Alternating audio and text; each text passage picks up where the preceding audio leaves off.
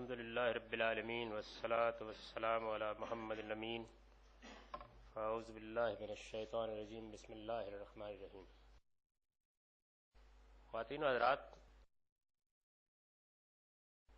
حدیث سے قرآن مجید کے مدعا میں تغیر و تبدل کی بحث میں ہم نے 4 روایتوں کا مطالعہ کیا ہے جو اس معاملے میں بالعموم پیش کی جاتی ہیں۔ یہ جو آخری بحث ہے اس کا ایک مرتبہ پھر خلاصہ کر لیجئے، یعنی اس میں غلطی کیسے ہوئی ہے۔ پہلی غلطی تو البکر بالبکر کے اسلوب کو سمجھنے میں ہوئی۔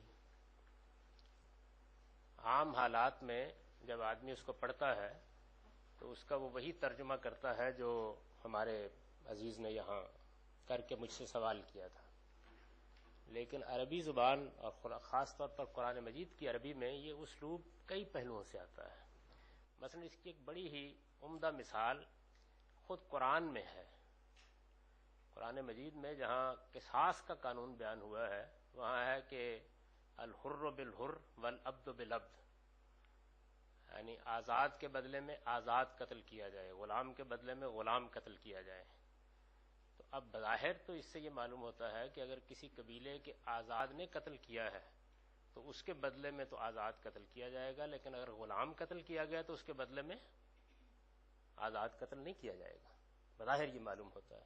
تو اس اسلوب کو بھی جب لوگ قرآن مجید میں پڑھتے ہیں تو وہ اس اشکال سے دوچار ہوتے ہیں، جبکہ عربیت کے صحیح اسلوب پر اس کا ترجمہ یہ ہے کہ آزاد قاتل ہو تو اس کے بدلے میں وہی آزاد، غلام قاتل ہو تو اس کے بدلے میں وہی غلام، عورت قاتل ہو تو اس کے بدلے میں وہی عورت۔ یہ اب ظاہر ہے کہ اس وقت کرنے کی بحث نہیں ہے، یہ سارا جھگڑا اصل میں الف لام کے بعد جو دی ہے عربی میں اس کے بعد اسالیب کو نہ سمجھنے سے پیدا ہوتا ہے۔ تو یہاں بھی اگر ذرا مہذب اسلوب میں اس کو بیان کیا جائے تو گویا اسلوب یہ ہے کہ کمارا فاعل ہو یا مفعول اس کی سزا یہ ہے، یعنی یہ اسلوب ہے، میں اس کی مزید توضیح نہیں کر سکتا۔ تو ایک غلطی یہ ہوئی۔ دوسری جو غلطی ہوئی اس معاملے میں وہ یہ کہ سزائیں چونکہ یہاں جمع ہو گئی ہیں، یعنی یہ بتایا گیا ہے کہ 100 کوڑے اور 1 سال کی جلاوطنی، 100 کوڑے اور رجم، تو اس میں بیان قانون کے اسلوب کو ملحوظ نہیں رکھا گیا، جس کی میں نے بھی مثال دی۔ یعنی ایسا نہیں ہوتا کہ آپ ایک جرم کے معاملے میں 2 سزائیں بس یوں ہی جمع کر دیں۔ اگر قانون کی کتاب میں یہ لکھا ہوا ہے کہ ایک جرم کی سزا یہ ہے، دوسرے جرم کی سزا یہ ہے، تو پھر جس مجرم پر اس کا اطلاق کیا جا رہا ہے، اگر یہ بتایا گیا ہے یا ایف آئی آر میں یہ لکھا ہوا ہے کہ اس مجرم پر دفعہ 318 بھی لگا دی گئی ہے، 304 بھی لگا دی ہے، 302 بھی لگا دی گئی ہے، تو اس کو سمجھنے کے لیے ضروری ہے کہ یہ دیکھا جائے کہ مجرم سے کہیں جرم تو ایک سے زیادہ سرزد نہیں ہوئے۔ تو ظاہر ہے کہ جب مختلف دفعات کا اطلاق کیا جائے گا تو اسی طرح اس کو لیا جائے گا۔ تیسری جو غلطی اس معاملے میں لوگوں سے ہوئی وہ یہ کہ انہوں نے اس سارے حکم کو اس میں بدکاری دیکھ کر متعلق کر دیا سورہ نور کی آیت سے۔ اب جب اس سے متعلق کر دیا تو پھر وہ کسی طرح سلجھنے میں نہیں آئی۔ تیسری غلطی اس معاملے میں یہ ہوئی۔ تو اس کا جو نتیجہ نکلا وہ وہی ہے جو میں نے آپ کو بیان کر دیا۔ چنانچہ دیکھیے میں اس کا آپ کو مختصر سا خلاصہ بتا دیتا ہوں کہ نتیجہ کیا نکلا، یعنی ہمارے جو جلیل القدر ائمہ ہیں انہوں نے کیا کیا۔ یہ بحث میں نے برہان میں کی ہے، بڑی تفصیل کے ساتھ یہ بحث کی ہے، تو اس میں بس ایک پیراگراف ہے جس میں خلاصہ کر دیا میں نے آراء کا۔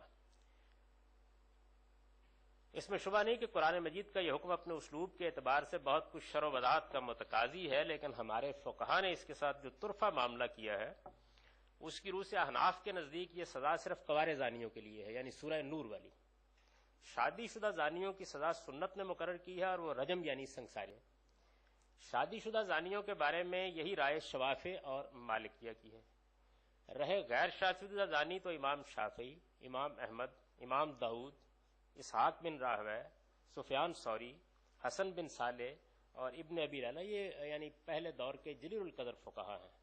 ان میں سے شہرت تو ائمہ اربعہ کو زیادہ ہوئی ہے، لیکن اصل میں یہی لوگ ہیں کہ جنہوں نے کام کیا ہے فقہ پر۔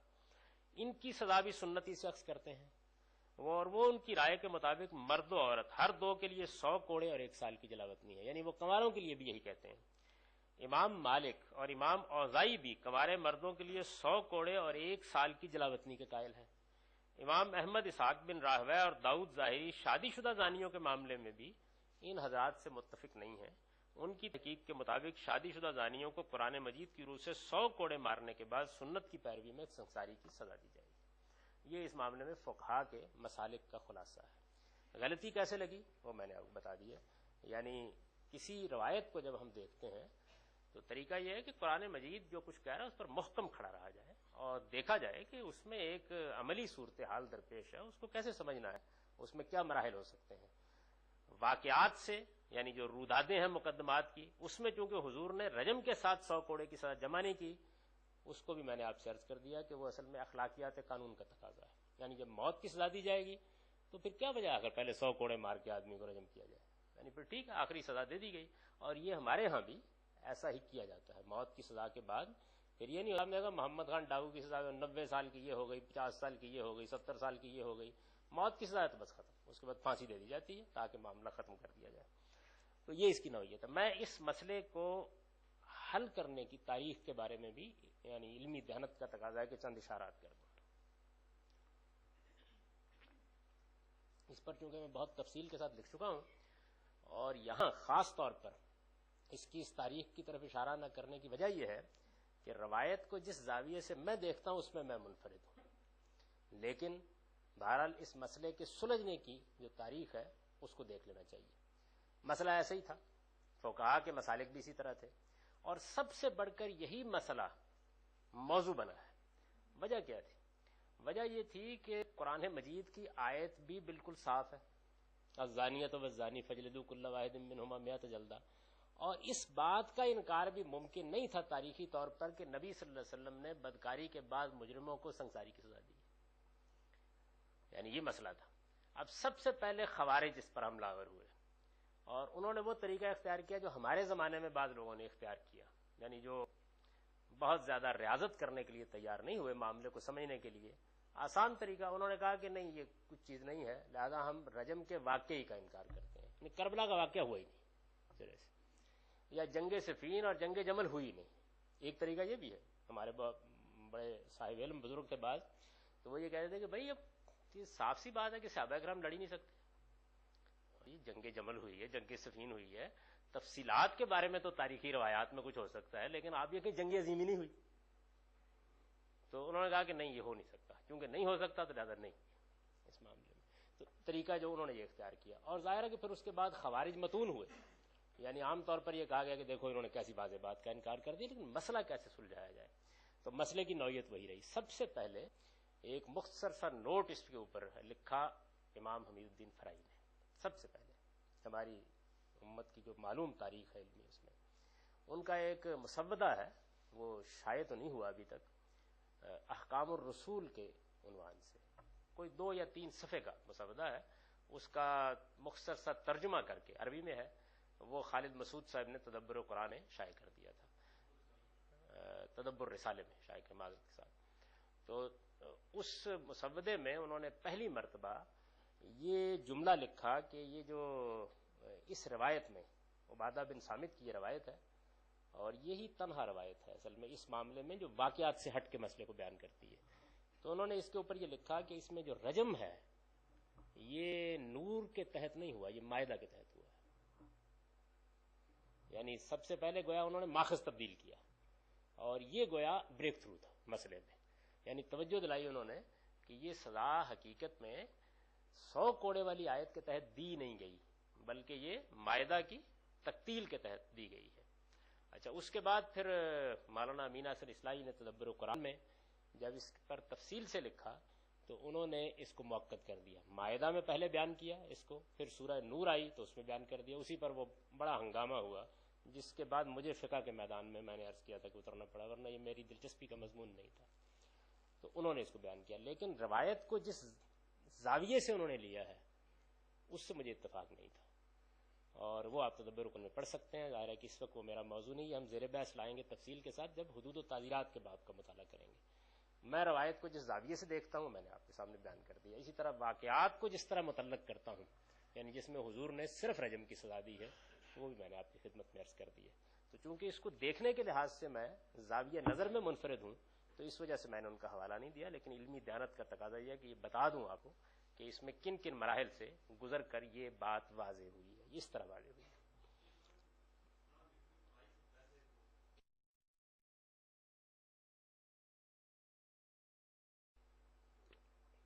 کیا لکھا؟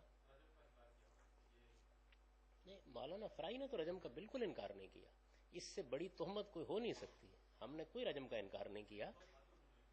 ہاں، مطلب حد کے کریں یا تعزیر کریں، ہم نے تو یہ بتا دیا کہ یہ اصل میں روایت کا کیا ماخذ ہے۔ یعنی میں یہ بتا رہا ہوں کہ انکار کرنے والے تو انکار کرتے رہے ہیں، یعنی پرویز صاحب نے بھی انکار کیا ہے، سر سید نے بھی کم و بیش انکار ہی کیا، اور لوگوں نے بھی کیا ہے۔ انکار نہیں زیر بحث، روایت کو سلجھانے کا عمل، اس کی تاریخ میں نے آپ کو بتائی کہ سب سے پہلے مولانا حمید الدین فرائی نے اس روایت میں رحم کے لفظ کو اٹھا کر نور کے بجائے اس کو مائدہ سے متعلق کیا، اور جیسے ہی متعلق کیا تو بریک تھرو ہو گیا، یعنی اس کے فوراً بعد گویا بات سمجھ میں آنے لگ گئی۔ اب تو پھر اگلے مراحل ہے نا کہ وہ روایت کو میں واو کو کس معنی میں لیا جائے گا، البکر بالبکر کو کس معنی میں لیا جائے گا، اس میں چونکہ میں منفرد ہوں تو میں نے اپنی بات آپ کو بتا دی۔ تو یہ صورتحال ہے۔ یہ صورتحال جب آپ میرے زاویے سے دیکھیں تو قرآن مجید کی دونوں آیتیں بھی اپنی جگہ قائم ہیں، روایت میں بھی کوئی نئی بات بیان نہیں ہوئی، اور واقعات بھی بالکل ٹھیک ہے، یعنی ایسے ہی ہونے چاہیے تھے۔ تو میں نے اس پر لکھا ہے کہ نبی صلی اللہ علیہ وسلم کا یہ ارشاد بھی قرآن کے مدعا میں ہرگز کوئی تبدیلی نہیں کرتا۔ اب اس کے بعد پانچویں چیز، یہ پانچویں چیز وہ واحد چیز ہے کہ جس میں ہماری علمی دنیا کی ایک غیر معمولی شخصیت مسئلے کو حل کر چکی، یعنی اس میں زمخشری نے بڑی وضاحت سے لکھا ہے، میں نے اس کا پورا اقتباس آگے نقل کر دیا اور بتا دیا ہے کہ اس نے اس مسئلے کو کیسے دیکھا ہے۔ سب سے پہلے مسئلے کی نوعیت زبان کے لحاظ سے سمجھ لیے، کیونکہ وہ زبان کا ماہر ہے، زبان کے اسالیب پر اس کی بڑی گہری نظر ہے، تو اس وجہ سے وہ ٹھیک اس جگہ کے اوپر پہنچ گیا اس معاملے میں۔ صورتحال یہ ہوتی ہے کہ قرآن مجید ہو یا کوئی نئی کتاب ہو، اس میں لفظ جو ہے ایک اس کی ہوتی ہے لغوی تحقیق اور اس کے لغوی اطلاقات، وہ بالکل منطقی طریقے سے بیان کیے جاتے ہیں، اس کے معنی جب بیان کیے جائیں گے۔ ایک ہوتا ہے عرف استعمال، یعنی لفظ کو آپ اٹھاتے ہیں اور اٹھا کر استعمال کرتے ہیں، تو جب بھی کبھی لفظ استعمال کیا جاتا ہے وہ اصل میں اس کے منطقی اطلاقات میں نہیں استعمال کیا جاتا، وہ ہمیشہ عرف میں استعمال کیا جاتا ہے، یعنی لفظ کے بارے میں یہ ایک اصولی بات ہے۔ یہ جو اصولی بات ہے، اگر کوئی شخص اس کا بہت تفصیلی مطالعہ کرنا چاہے تو اس پر بڑی نفیس بحث کی ہے امام شاطبی نے الموافقات میں۔ ہمارے یہاں اصول فقہ کی جو غیر معمولی کتاب لکھی گئی ہے وہ شاطبی کی موافقات ہی ہے۔ علامہ اقبال نے بھی خاص طور پر اس کو پڑھنے کا ریکنسٹرکشن میں مشورہ دیا، اسی پہلو سے کہ بعض نازک چیزوں کے معاملے میں بہت ٹھیک اپروچ انہوں نے اختیار کی، تو اس پر بڑی تفصیلی بحث ہے۔ اس میں نے اس بحث کے کچھ حصے اس وقت نقل کیے تھے جب مجھے رجم کی بحث کرنا پڑی ہے۔ تو عرف استعمال کے لحاظ سے لفظ جو ہے وہ ہمیشہ دیکھا جاتا ہے، یہی زبان کا عام اسلوب ہے، یعنی عربی کا کوئی مسئلہ نہیں ہے، یہ دنیا بھر کی زبانوں میں یہی ہوتا ہے۔ یہ دیکھیے ایک بڑی سادہ سی مثال آپ دیکھ لیجیے، مثال کے طور پر لفظ گوشت ہے۔ اب گوشت اپنی لغت کے لحاظ سے، اپنے منطقی اطلاقات کے لحاظ سے تو گوشت ہے نا، یعنی مچھلی کا بھی گوشت ہے، گو کا بھی گوشت ہے، مرغی کا بھی گوشت ہے، لیکن آپ دیکھیے ہمارے ہاں عرف استعمال میں ایسا نہیں ہوتا، یعنی اگر آپ گھر تشریف لائیں اور بیگم کا گوشت پکایا تو آپ کا کبھی دھیان مچھلی کی طرف نہیں جائے گا، یہ عرف استعمال ہے، یعنی اگر آپ دیکھیں تو ویسے تو گوشت ہے لیکن عرف میں آپ کا دھیان کبھی اس طرف نہیں جائے گا۔ یعنی آج گوشت پکایا ہے، بلکہ اس سے آگے بڑھ کے دیکھیے گوشت پکایا ہے یہ کہنے کے بعد مرغ پکایا ہے بھی شامل نہیں ہوتا عرف استعمال میں اس کے اندر بسا اوقات۔ تو یہ ایک سادہ مثال میں نے آپ کو دی۔ اچھا، اس سادہ استعمالی کے لحاظ سے بعض اوقات جو لغوی پس منظر ہوتے ہیں وہ غائب نشر ہو جاتے ہیں لفظ کے اندر سے۔ یعنی آپ دیکھیے اس کی ایک بڑی دلچسپ مثال جو ہمارے ہاں وہ یہ ہے کہ ایک گاڑی چلی، ٹرین ہوتی ہے نا، گاڑی ریل گاڑی چلتی ہے، تو ہر ٹرین پیسنجر ٹرین ہوتی ہے، ایسا ہی ہے نا بھائی، پیسنجر کا مطلب مسافر ہے، لیکن عرف استعمال میں ہر ٹرین کو پیسنجر ٹرین نہیں کہتے، یعنی عرف میں جو گاڑی ہر اسٹیشن پر کھڑی ہو اس کو پیسنجر ٹرین کہتے ہیں۔ اب دیکھیے لفظ کہاں سے چلا کہاں رہ گیا، ہوا یہی کہ شروع میں تو پیسنجر ٹرین مسافر ٹرین کے لیے استعمال ہوا ہوگا نا، لیکن جیسے ایکسپریس ٹرینیں چلنے لگ گئیں تو اس کے بعد اب کوئی یہ نہیں بولتا۔ یعنی اگر میں مثال کے طور پر پشاور جاؤں اور جو رات کو 10 بجے بڑی مشہور گاڑی چلتی ہے اس پر جاؤں، میں ایک سفر اس پہ کر چکا ہوں، کیسے چلتی ہے؟ آپ لوگوں میں سے کوئی آدمی اس پہ سفر کرے یا ماڑی انڈس جو ہے جو میاں والی جاتی ہے اس پر سفر کرے تو اسے پتہ چلتا ہے پیسنجر ٹرین کیا ہوتی ہے. مولانا مودودی مرحوم سے ایک مرتبہ خان زمان نے کہا کہ میں میاں والی جا رہا ہوں.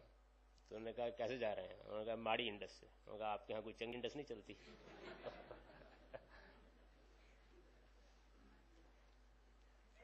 مولانا بڑے بدلسنج آدمی تھے, بات بڑے ہی دلچسپ بتائے تھے ان کو. جماعت اسلامی کے ایک بزرگ ہوتے تھے باقر خان صاحب, ان 2-3 شادیاں بھی کیں. مولانا جیل سے رہا ہوئے وہ استقبال کرنے کے لیے گئے, ساتھ اپنا ایک بچہ بھی لے گئے.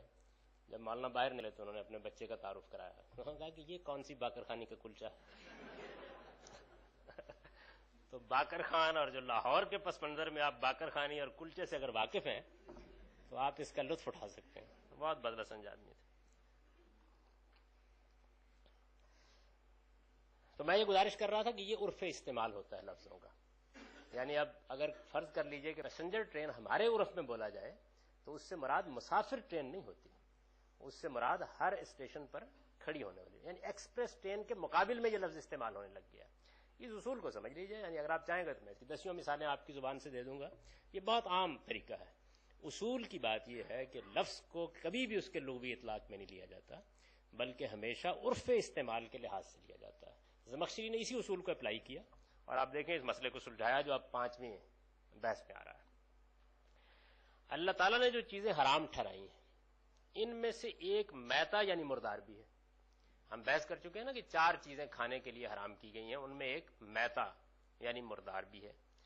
عربی زبان کے اسالیب سے واقف ہر شخص جانتا ہے کہ اس کا ایک لغوی مفہوم بھی ہے اور یہ عرف و عادت کی رعایت سے بھی استعمال ہوتا ہے.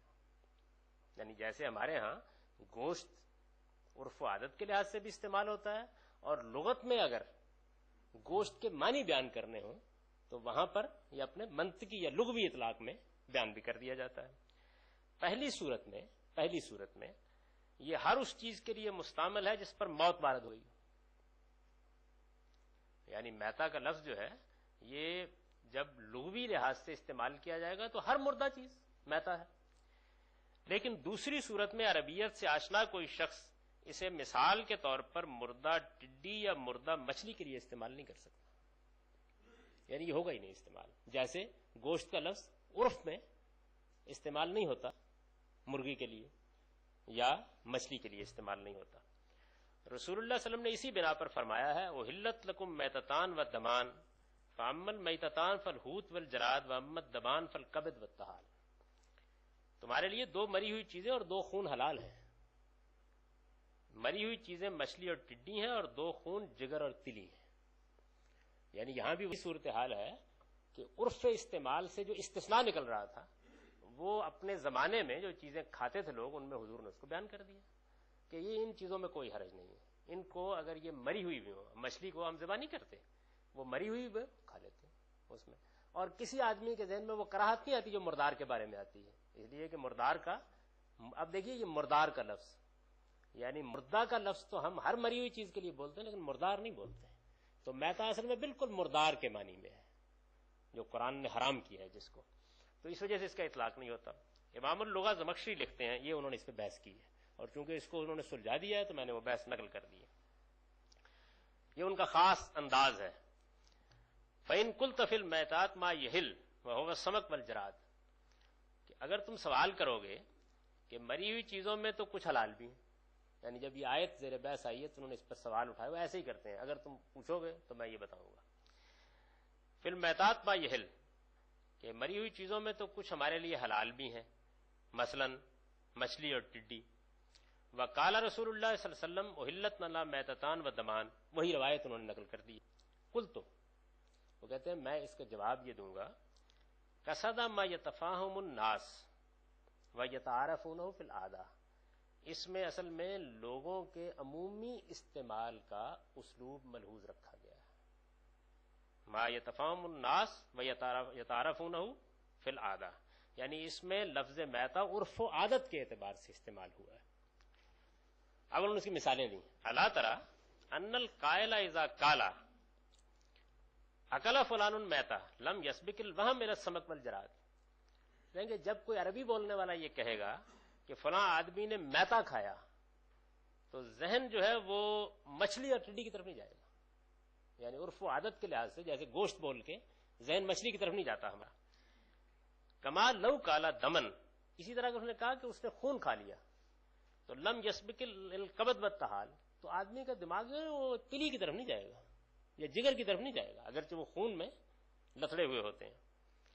وَلِ اعتبار العادت والتعارف قالو، کہتے ہیں کہ عادت اور عرف اور عادت کا یہی اصول ہے جس کی بنیاد پر فقہا کہتے ہیں کہ من حلف لا یاکل لحمن فاکل سمکن لم یحنس، کہ اگر کسی آدمی نے یہ قسم اٹھا لی کہ میں گوشت نہیں کھاؤں گا اور اس نے مچھلی کھا لی تو قسم نہیں ٹوٹی. وَإِنْ أَكَلَ لَحْمًا فِي الْحَقِيقَةِ، اگرچہ اس نے حقیقت میں گوشت کھایا ہے. تو یہ انہوں نے مثال دے کے واضح کر دیا کہ اصل میں یہاں پر بھی قرآن کے حکم میں کوئی تغیر و تبدل نہیں ہوا، کوئی تبدیلی نہیں ہوئی. رسول اللہ صلی اللہ علیہ وسلم نے صرف یہ بتا دیا ہے کہ میتا یہاں عرف و عادت کے لحاظ سے استعمال ہوا ہے، لہٰذا اس کا اطلاق بھی انہی صورتوں پر کرنا چاہیے، مچھلی وغیرہ پر اس کا اطلاق کرنے کی ضرورت نہیں.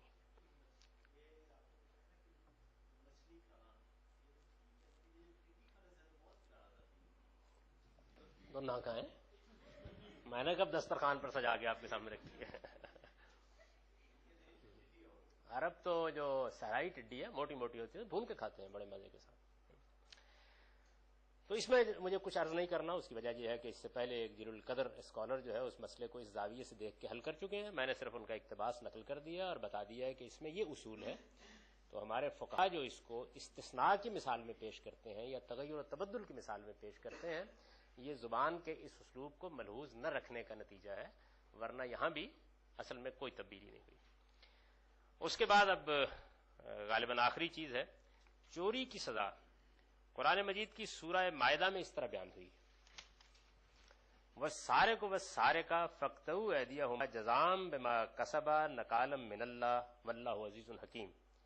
اور چور خواہ مرد ہو یا عورت، دونوں کے ہاتھ کاٹ دو ان کے عمل کی پاداش اور اللہ کی طرف سے عبرتناک سزا کے طور پر، اور اللہ غالب اور حکیم ہے.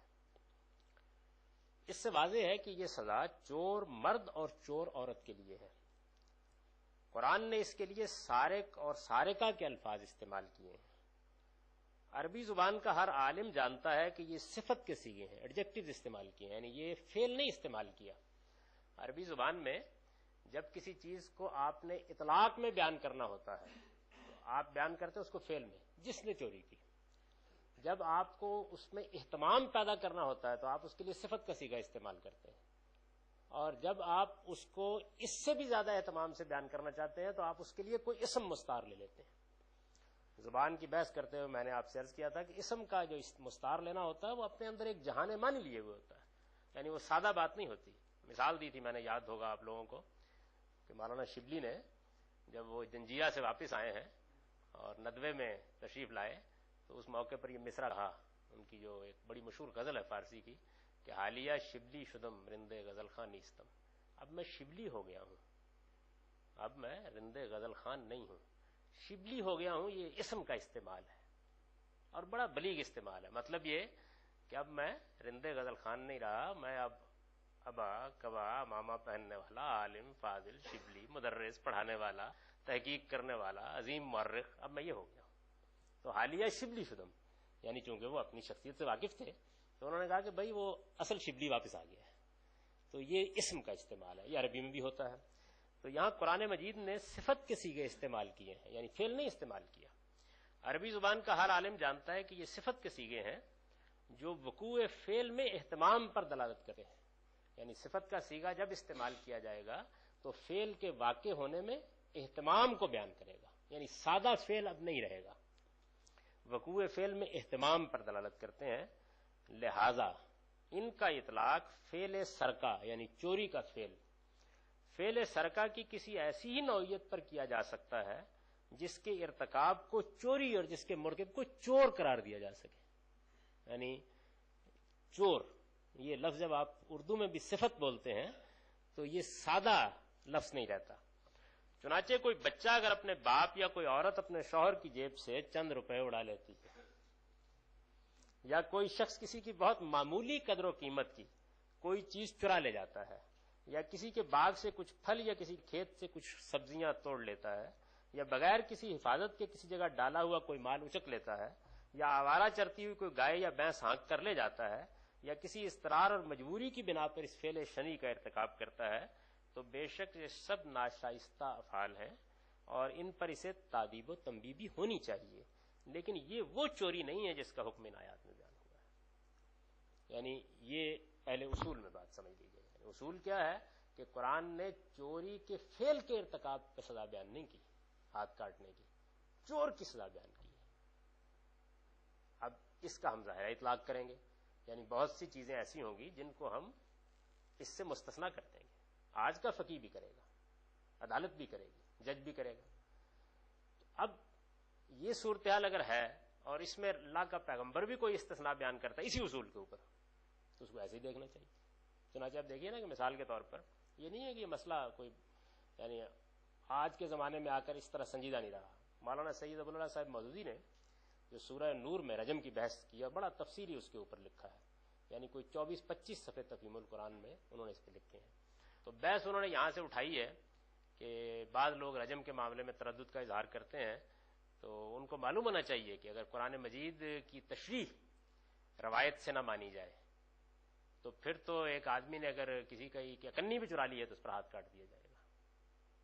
ایسا نہیں ہے، یعنی قرآن مجید میں جو الفاظ استعمال کیے گئے ہیں ان کی روح سے کنی چرانے والے کا ہاتھ نہیں کاٹا جا سکتا، یعنی یہ استثناء موجود ہے اس کے اندر، اور یہ اس لفظ کے استعمال کی وجہ سے موجود ہے۔ بالکل یہی اسلوب قرآن مجید نے الزانیۃ والزانی میں استعمال کیا ہے، یعنی وہاں بھی آپ دیکھیے کہ یہ نہیں کہا کہ من زنا، یہ نہیں استعمال کیا، وہاں بھی یہی ہے۔ چنانچہ میں نے پھر حدود و تعزیرات میں یہ لکھا ہے کہ یہ ان جرائم کی انتہائی سزائیں ہیں، یعنی جب جرم اپنی نوعیت میں آخری درجے میں ہو جائے اور مجرم اپنے حالات کے لحاظ سے کسی رعایت کا مستحق نہ رہے تب یہ سزا دی، اس لیے کہ اس میں قرآن نے صفت کے صیغے استعمال کیے ہیں۔ وہ فعل زنا کے ارتکاب پر سزا بیان نہیں کر رہا، وہ اصل میں زانی کی سزا بیان کر رہا۔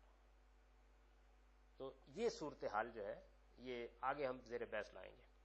اچھا، اب ظاہر ہے کہ رسول اللہ صلی اللہ علیہ وسلم نے استثناء بیان کیا جو لوگوں نے مثال کے طور پر پیش کیا، جس کا سید ابو اللہ صاحب مودودی بھی تذکرہ کرتے ہیں، میں نے نقل کر دی ہے۔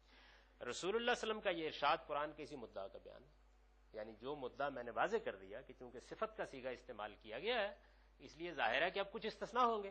تو اپنے زمانے میں جو صورتیں پیش آتی تھیں حضور صلی اللہ علیہ وسلم نے عملاً یہ بتایا کہ بھئی جو لوگ عمال مقرر کیے گئے ہیں، مختلف جگہوں پر سزا دے رہے ہیں یا جج مقرر کیے گئے ہیں، وہ ان چیزوں کا لحاظ رکھیں سزا دیتے وقت، وہ آپ نے بیان کی۔ یہ موطا میں روایت نقل ہوئی۔ حضور نے فرمایا لا قطع فی ثمر معلق لا ولا فی حریصۃ جبل فاذا آبہ المراہ او الجرین فالقطع فیما یبلغ ثمن المجن۔ میوہ درخت پر لٹکتا ہو یا بکری پہاڑ پر چرتی ہو اور کوئی اسے چرا لے تو اس میں ہاتھ نہ کاٹا جائے گا۔ ہاں اگر میوہ کھلیان میں آ جائے اور بکری باڑے میں پہنچ جائے تو ہاتھ کاٹا جائے، بشرطے کہ اس کی قیمت ڈھال کی قیمت کے برابر ہو۔ اب ظاہر ہے کہ اس میں وہاں کے جو حالات ہیں، جو صورتحال ہے، جیسے وہاں عام طور پر کھیت ہوتے ہیں، باغ ہوتے ہیں، اب دیکھیں دیہاتی زندگی میں شاید آپ اس کا تصور نہ کر سکیں، یعنی آدمی بعض اوقات ایک کھیت کے کنارے سے جا رہا ہوتا ہے، ایک باغ کے کنارے سے جا رہا ہوتا ہے، جاتے جاتے ہاتھ مارا اور ایک مالٹا اٹھا لیا، ہاتھ کاٹ دیں گے اس کے اوپر۔ تعدیب کریں، تنبیہ کریں، سزا بھی دیں بے شک، بھئی کیوں تم نے کسی کے باغ سے ہاتھ چھوڑا ہے، لیکن یہ اصل میں کوئی چور نہیں ہو گیا آدمی، یعنی لوگ جا رہے ہوتے ہیں کچی گندم، نہیں 12 میں جو کہ دیہاتی آدمی تو جانتا ہوں اس بات کو، کچی گندم کے کھیت بڑی مزے کی ہوتی ہے، وہ لوگ جاتے ہیں اور اس طرح کو کھینچتے جاتے ہیں اور کھاتے جاتے ہیں۔ اچھا آپ بھٹوں کے کھیت کے پاس سے گزر رہے ہیں، ہاتھ مارا اور کھینچ لیا۔ اچھا اسی طریقے سے دیہاتی زندگی میں جو جانور ہوتے ہیں، تو اب یہ کہ بکری پھر رہی ہے، کوئی مالک نہیں ہے، کبھی اس کے کھیت میں گھس گئی، کبھی اس کے کھیت میں گھس گئی، ایک آدمی اٹھا کے لے گیا، تعدیب کی جائے گی، تنبیہ کی جائے گی، سزا بھی دی جا سکتی ہے، لیکن یہ اصل میں وہ چوری نہیں ہے، یہ چور نہیں ہے آدمی، یہ ایک ناشائستہ اور غیر مہذب سی حرکت ہے۔ تو نبی صلی اللہ علیہ وسلم نے یہ بتایا، اور آخر میں بھی یہ کہا کہ بھائی کوئی یعنی مقدار واقعی ہونی چاہیے جس میں سزا دی جائے. یہ نہیں کہ چند روپے بیگم صاحبہ نے شیروانی سے نکال لیے ہیں اور اگلے دن مقدمہ پیش ہوا اور ہاتھ کاٹ دیے جائے، تو یہ ٹھیک نہیں ہے. اس میں بھی دیکھ لیجئے شرع و بیان کے حدود سے سرے منہ کوئی انحراف نہیں ہوا. تو یہ جی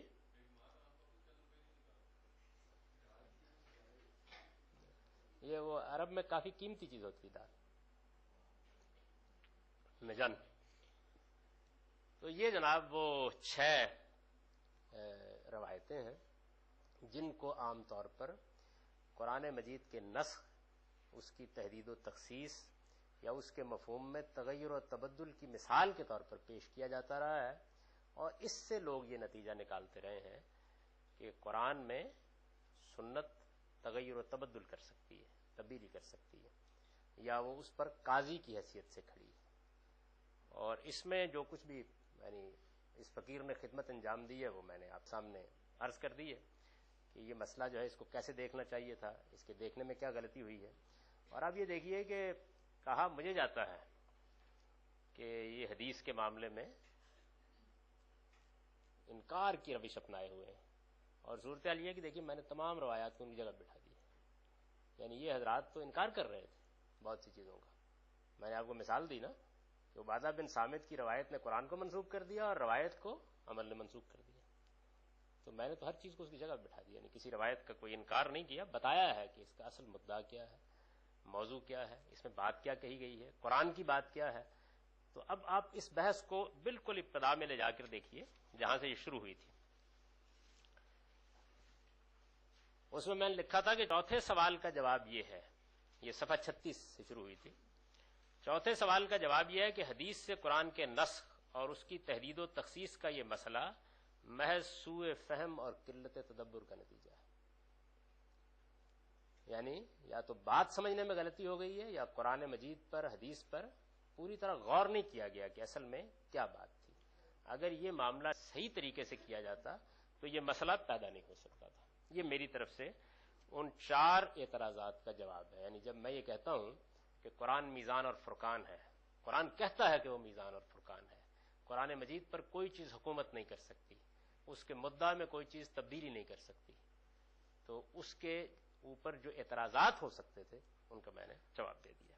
اس کے ساتھ ہی ہم اصول و مبادی میں زیادہ نازک بحثوں سے نکل گئے ہیں.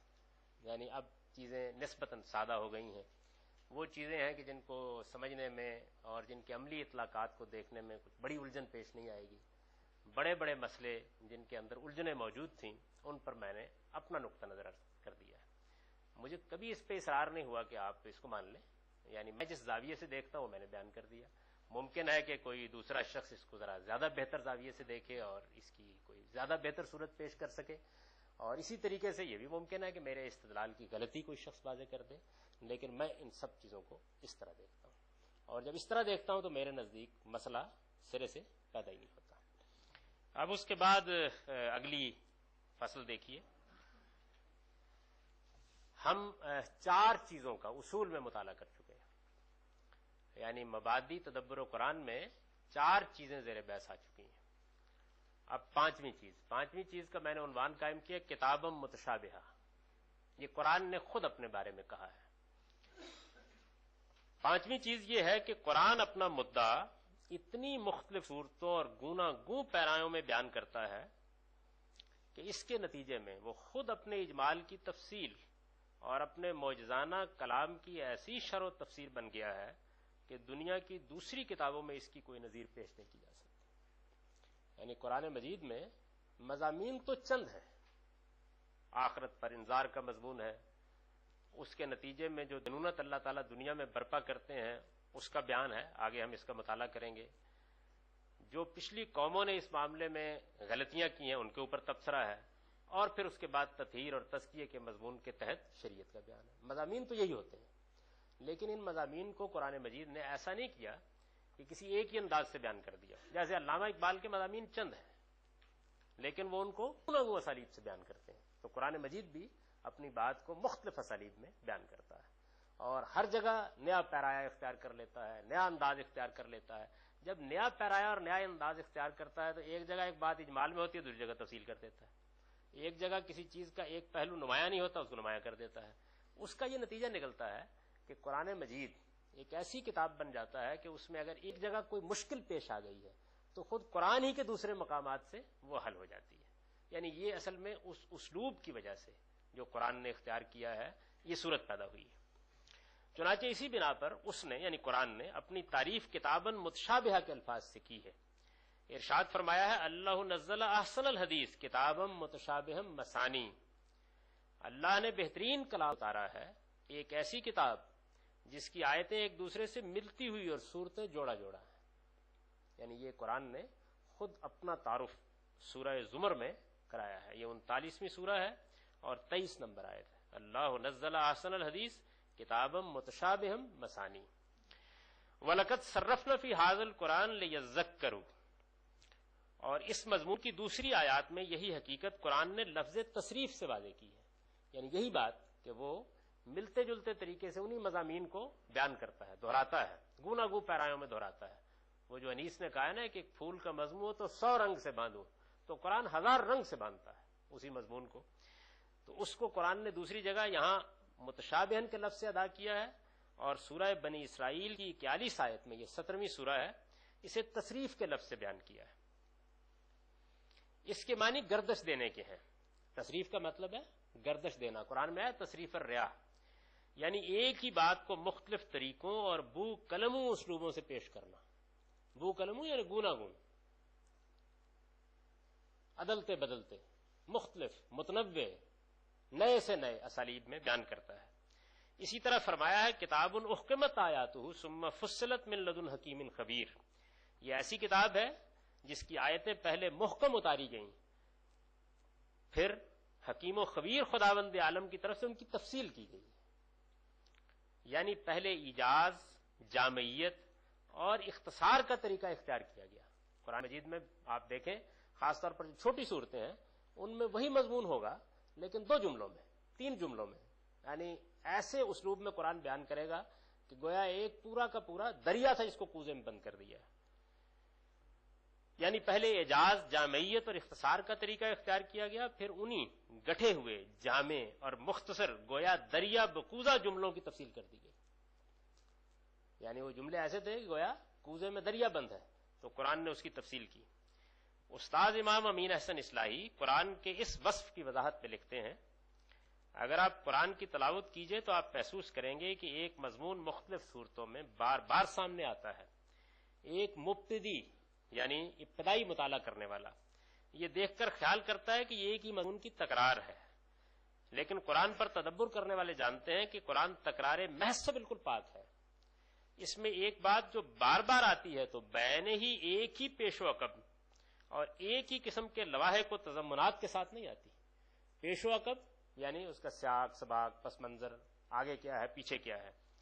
لواحق و تضمنات یعنی جس پہلو سے وہ بات چھڑ گئی ہے اس کے اندر جو مضامین چھپے ہوئے ہیں تو ایک ہی طریقے سے نہیں آتی، بلکہ ہر جگہ اس کے اطراف و جوانب اور اس کے تعلقات اور روابط بدلے ہوئے ہوتے ہیں.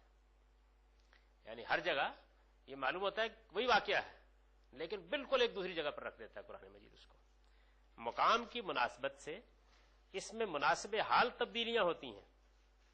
یعنی جیسے جیسے موقع بدلتا جاتا ہے تو اس کے اندر بڑی خوبصورت تبدیلیاں کرتے ہیں. وہ اصل میں عام ناظر جب پڑھ رہا ہوتا ہے تو اس کو نوٹ نہیں کرتا، لیکن جیسے ہی آپ تدبر کرتے ہیں تو نمایاں ہونا شروع ہو جاتا ہے کہ یہ ایک دوسرا پہلو ہے جس سے وہی بات بیان ہو رہی ہے. ایک مقام میں ایک پہلو مخفی ہوتا ہے، دوسرے مقام میں وہ واضح ہو جاتا ہے. ایک جگہ اس کا اصل رخ غیر معین ہوتا ہے، دوسرے سیاق و سباق میں وہ رخ بالکل معین ہو جاتا ہے. بلکہ میرا ذاتی تجربہ اور مدتوں کا تجربہ تو یہ ہے کہ ایک ہی لفظ ایک آیت میں بالکل مبہم نظر آتا ہے، دوسری آیت میں وہ بالکل بے نقاب ہو جاتا ہے. اس کی بات بڑی خوبصورت مثال ہے قرآن مجید میں. یعنی یہ ہمارا عجز ہوتا ہے کہ اس جگہ پہ ہم اس کو اس طرح نہیں سمجھ رہے ہوتے. قرآن دوسری جگہ جب اس کی تفصیل کرتا ہے تو بالکل کھول دیتا ہے اسے. اسی طرح ایک جگہ ایک بات کی دلیل سمجھ میں نہیں آتی، یعنی قرآن نے بات بیان کی اور استدلال پہلو کو اتنے اختصار سے اشارہ کر دیا کہ دلیل نہیں سمجھ میں آ رہی، لیکن دوسری جگہ وہ بالکل آفتاب کی طرح روشن نظر آتی ہے. قرآن کا یہ اسلوب ظاہر ہے کہ اسی مقصد کے لیے ہے کہ اس کی ہر بات طالب کے ذہن نشین ہو جائے.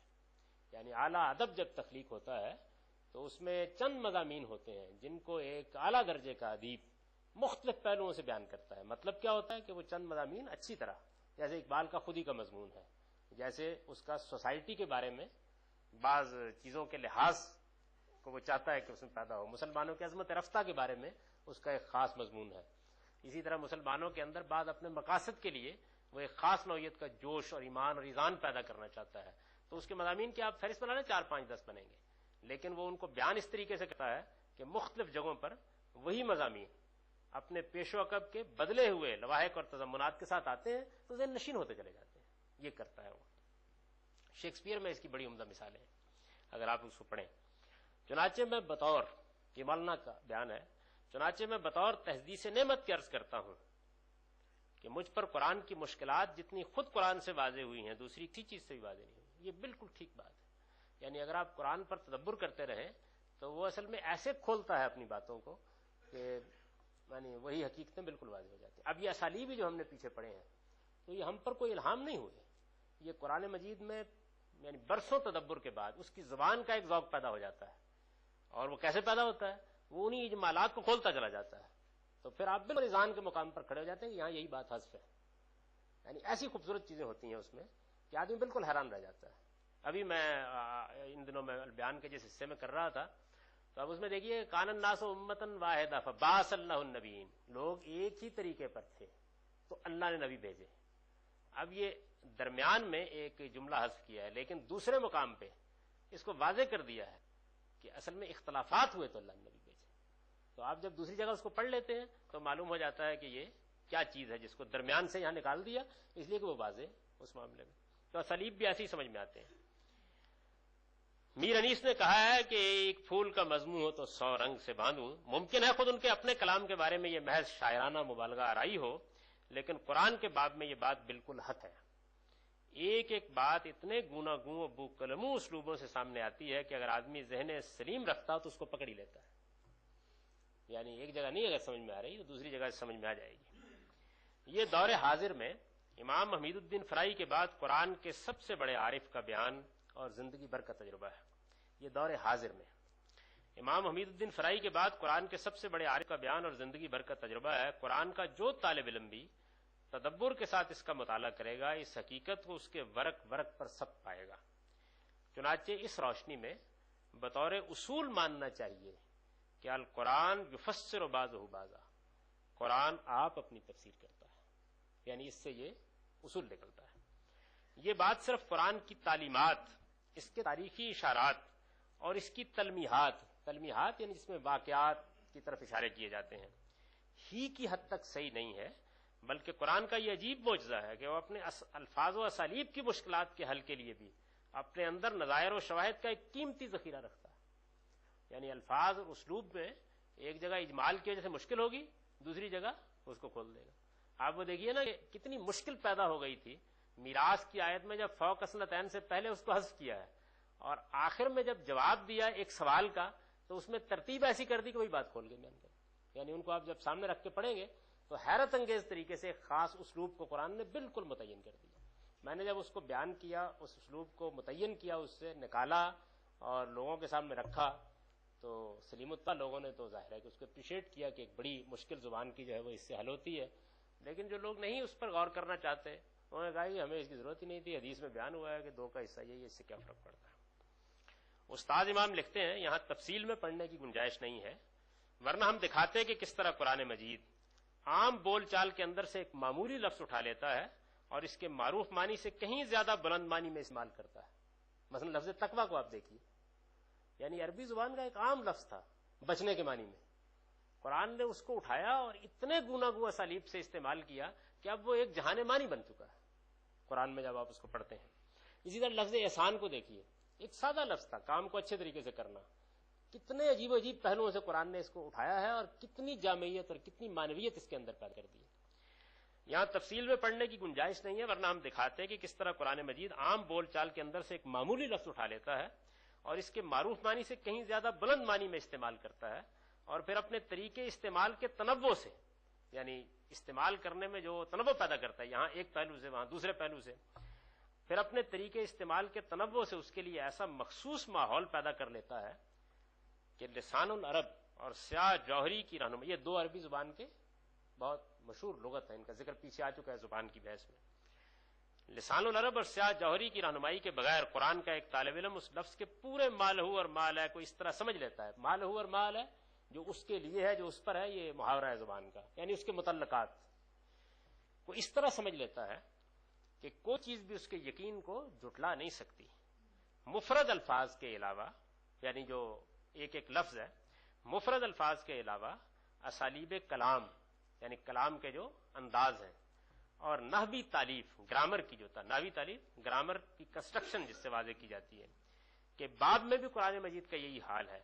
ارباب نحو یعنی گرامیرینز، فن نحو کے ماہرین قرآن مجید کی جن ترکیبوں میں نہایت الجھے ہیں اور کسی طرح ان کو نہیں سلجھا سکے ہیں، خود قرآن مجید میں ان کی مثالیں ڈھونڈیے تو ایک سے زیادہ مل جائیں گی، اور پیش و عقب یعنی آگے پیچھے کہ ایسے دلائل و قرائن کے ساتھ مل جائیں گی کہ ان کے بارے میں ہمارے اطمینان کو کوئی چیز مجروح نہیں کر سکتی.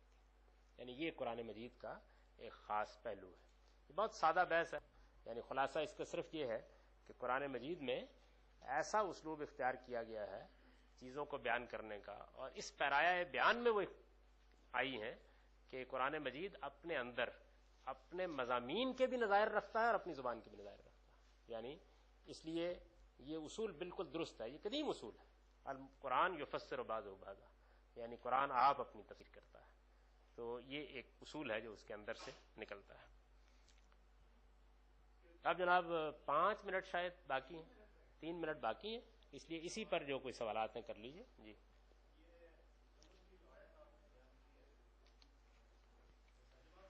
جی جی جناب ذرا سوال اپنا. سورہ زمر کی جو آیت آپ نے جی درج جی. کیا ہے، اس کا جب ترجمہ کیا ہے جی. تو ایک جگہ آپ نے محذوف کھولا ہے آیتیں، اور دوسری جگہ صورتیں. اس کا کیا کرینہ ہے؟ آیتیں ایک دوسرے سے ملتی جلتی ہیں اور صورتیں جوڑا جوڑا ہیں. یعنی اصل جو الفاظ ہیں وہ یہ ہیں کہ یہ کتاب متشابہ ہے اور مثانی ہے. اصل الفاظ یہ ہیں. اب متشابہ کا تعلق تو ظاہر ہے کہ اسی سے ہوگا کہ مضامین اس کے ملتے جلتے ہیں، اور یہ کوئی سورہ کے ملنے جلنے کا بیان نہیں ہے. اور مثانی جو ہے وہ اگر آپ میری تعویل کو قبول کر لیں، ظاہر ہے کہ دوسرے لوگ اس سے مختلف تعویل کرتے ہیں، تو اس کا مطلب ہے جوڑے جوڑے، تو اس کا اطلاق اصل میں اسی پر ہوتا ہے. تو قرآن مجید میں یہ ہوتا ہے کہ یہ دونوں صفتیں استعمال کی ہیں نا، متشابہ مثانی. ایک کا اطلاق عموم کلام پر ہو رہا ہے اور دوسرے کا سورہ کے اوپر ہو رہا ہے، تو اس کو میں نے کھول دیا. سر اس میں جنرلی آپ کافی کیئر کرتے ہیں جی کہ جو کھولتے ہیں اس کو بریکٹس میں لکھتے ہیں، تو یہاں پہ نہ لکھنے کی کیا وجہ ہے جی؟ کیا یہ بریکٹس میں نہیں ہونا چاہیے دونوں جو آپ نے موصوف کھول دیے جی؟ میں نہ تو موصوف کی صفت نکالوں تو اسے کبھی بریکٹ میں لکھتا ہوں، اس لیے کہ وہ زبان کا ناگزیر تقاضا ہے، اطلاق ہی نہیں واضح ہوتا. اور اسی طریقے سے اگر اضافت کے پہلو کو کھولوں تو اس کو بھی نہیں بیان کرتا عام طور پر. لیکن اس کو آپ حجت نہ بنائیے اس کی وجہ سے کہ میں بیان میں ترجمہ جب کرتا ہوں تو بالکل مختلف طریقے سے کرتا ہوں. جی ہاں، تو آپ اپنے موقف کے حق میں تقریر کرنا پسند کریں گے؟ یہ تو اسی وقت واپس لے لیا جائے. نہیں جی، وہ میں نے اسی وقت تو واپس نہیں لیا تھا، وہ تو میں آپ سے بھی 2-3 دن ڈسکس کرتا رہا ہوں. واپس میں نے آج بھی نہیں لیا. وہ کچھ ایسی یعنی ایکسپلینیشن اس کی ایسی مل رہی ہے، سامنے آتی ہے کہ وہ جس کی وجہ سے کوئی وجہ بنتی ہے اس کی. یعنی مطلب یہ آپ متردد ہو چکے ہیں آپ؟ ہاں جی، یعنی اس پہ کسی میرے پاس یہ تشریف لائے تھے، میں بیان کیا تھا. تو اصل میں میرا مسئلہ یہ ہے کہ 2 چیزوں کے بارے میں اگر آپ مجھ سے ویسے سوال کر لیں نا کہیں کھڑے ہوئے، تو مجھ سے زیادہ احمق آدمی کوئی نہیں ہوتا اس میں. ایک رشتے یہ میری گرفت میں نہیں آتے. یعنی بعض اوقات میں وہاں درس کے لیے جاتا تو لوگ روک کے پوچھ لیتے جی کہ وہ پھوپھی کے بھائی کی چاچے کی بیوی کا اس سے نکاح ہو رہا ہے، جائز ہے؟ تو میری گرفت میں نہیں آتا ہے کیا چیز ہوئی ہے، یعنی وہ میں اس کو پکڑ نہیں سکتا. اور دوسرا یہ ہے کہ آپ 5 7 8 رقمیں جو ہیں ان میں جمع تفریق کرا دیں، تو میں اس میں بالکل تو انہوں نے مجھ سے پچھلے لیکچر کے بعد فوراً ہی یہ اعتراض کر دیا. تو میں نے کہا بھی اس وقت تو میری گرفتی میں نہیں آ رہا، یعنی یہ کیا چیز ہے. تو اس کے بعد میں نے کوئی گزارشات کی تھی کہ ان چیزوں پہ آپ غور کر لیں. تو میرا خیال یہ ہے کہ اس سے کچھ افاقہ ہوا. انہوں نے جو اصل میں جس جگہ سے یہ الجھن میں تھے، میں ابھی کو رائے نہیں دے رہا، میں یہ چاہتا ہوں کہ اچھی بات ہے، ایک سوال اٹھا دیا گیا ہے، آپ لوگ بھی غور کیے. سر میری جو ہے، میں بلکہ اس میں رہنمائی بھی چاہتا ہوں کہ جو وجہ بنتی ہے اس میں تردد پیدا ہونے کی، وہ یہ ہے کہ رضاعت جو ہے وہ اصل میں پریگنینسی کے بغیر ممکن نہیں ہے. اس وجہ سے it has to be related with the husband as well. اسی وجہ سے وہ اب اس کا ترجمہ کرنا ممکن نہیں کہ اس کو اصل میں جو بیان کرتے ہیں فقہاء لبن الفحل کہتے ہیں. جی جی. تو اس کی وجہ بھی یہی ہے. اور وہ میں نے روایت کی طرف بھی ان کو توجہ دلائی تھی کہ نبی صلی اللہ علیہ وسلم کے گھر میں ایک صاحب تشریف لائے. سیدہ عائشہ نے جب حجاب جو ازواج مطہرات کے لیے حجاب ہے اس کی آیات آ چکی تھی تو انہوں نے کہا کہ نہیں میں داخلے کی اجازت نہیں دوں گی گھر میں. تو آپ نے فرمایا کہ انہ امک یہ تو تمہارے رضائی چاہ. تو انہوں نے کہا انما امرأۃ ارضعتنی وہ عورت تھی جس نے مجھے دودھ پلایا تھا یعنی اس کا کیا تعلق ہے. تو حضور نے فرمایا کہ نہیں یہ تمہارے چچا ہے. اچھا ان کے جو اشکال کی وجہ ہے وہ میں آپ کو بتا دیتا ہوں کیا. یعنی اس روایت سے بھی کچھ فرق نہیں پڑتا غور کریں گے ہم اس کے اوپر. یہ تو ایسے ہی میں نے توجہ دلائی تھی ان کو. ان کے ذہن میں جو اشکال ہے وہ یہاں سے ہے کہ مثلا ایک عورت نے شادی کی ایک شخص سے, اس کی پہلے بھی شادی ہوئی تھی, وہ اس سے بیٹا یا بیٹی لے کے آئی ہے. تو اب جب اس نے دوسرے شوہر سے شادی کی تو یہ آدمی جو ہے یہ ایک طرح کا کیا باپ بن گیا ہے ایک. اور دوسرا یہ کہ اس کی تو بات قرآن نے بیان کر دی ہے کہ اس کے ساتھ شادی نہیں ہو سکتی اب اس لڑکی کے ساتھ جو پیچھے سے لائی ہے. یعنی عورت پیچھے لائی ہے لیکن اب جس آدمی سے اس نے شادی کی ہے اس کے ساتھ اس لڑکی کی شادی نہیں ہو سکتی. یہ تو بیان کر دیا. لیکن کیا اس کے مثلا چچا کے ساتھ بھی نہیں ہو سکتی؟ تو بالوضاحت واضح کہ ہو سکتی ہے. یعنی وہاں یہ واضح ہے بالکل. تو یہ ہے اشکال ان کا کہ بھئی یہاں پھر کیوں آگے بڑھ جاتی ہے بات. عورت تک رہے تو ٹھیک ہے لیکن مرد تک میں نے بھی بڑھا دی ہوئی ہے. بظاہر روایت سے بھی یہی معلومات حضور نے بھی بڑھا دی. تو وجہ کیا ہے اس کی؟ ایک بات پہ آپ غور کیجئے کہ یہ بیٹی ہے وہ ربیبہ ہے. یہ ایک مزید نہیں یہ بیٹی ہو گئی یعنی یہ بیٹی ہو گئی ہے. رضاعت قرآن یہ کہتا ہے کہ رضاعت سے اولاد ہو گئی ہے. نہیں وہ عورت کی کہتا ہے نا جی, وہ مرد کی تو نہیں کہتا. اصل میں قرآن جس بارے میں بالکل واضح ہے. نہیں میں ابھی تو جواب ہی نہیں دے رہا. میں یہ کہتا ہوں ایک فرق سمجھ لیجئے کہ جو مثال آپ لائے ہیں وہ اصل میں اس سے کوئی رشتہ پیدا ہی نہیں ہوا. نہیں سر وہ یعنی رضاعت کا تعلق تو رشتہ پیدا کرتا ہے نا. جی. مرد کے لیے پیدا کرتا ہے نہیں, اس پر تو ہم بحث کریں گے. ہاں جی ہاں جی. یہ میں نہیں جواب دے رہا اس کا. رضاعت کا تعلق رشتہ پیدا کرتا ہے اور جو مثال آپ کے ذہن میں الجھن پیدا کر رہی ہے اس میں رشتہ باپ اور بیٹی کا نہیں ہوتا. یعنی جو عورت پیچھے سے لائی ہے کسی بیٹے یا بیٹی کو, یہ نئے شوہر کی بیٹی یا بیٹا نہیں بن گیا, یہ باپ نہیں بنا. قرآن نے اس کے لیے ابنا کا لفظ ہی نہیں استعمال کیا, بنا کا ربیبہ ہے. یہ نکاح اس کا حرام قرار دیا ہے کیونکہ اس کی اب عورت کے ساتھ نکاح کر لیا گیا. ربائبکم التی فی حجورکم, اور اس پر بھی شرط لگائی ہے یہ کہ اگر بیوی کے ساتھ ملاقات ہوئی ہے تب نکاح حرام ہوگا ورنہ نہیں ہوگا طلاق نکاح سے. تو ایک پہلو یہ بھی غور کرنے کا. اب آپ بھی غور کرتے رہے, آپ لوگ بھی غور کرتے رہے. میری سمجھ میں تو ابھی تک بھی رشتہ نہیں آیا. تو بس جناب انشاءاللہ اگلے جمعے کو ملاقات ہوگی.